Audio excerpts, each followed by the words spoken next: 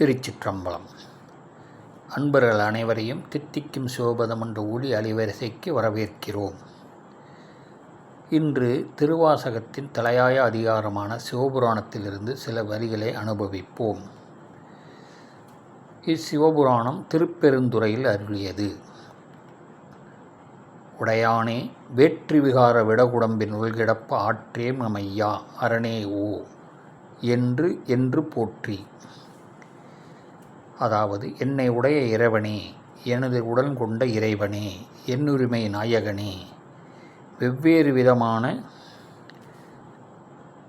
விகாரமான தசை நிறைந்த உடம்பில் மீண்டும் மீண்டும் பிறந்து உள்கிடக்க இயலவில்லை ஐயா.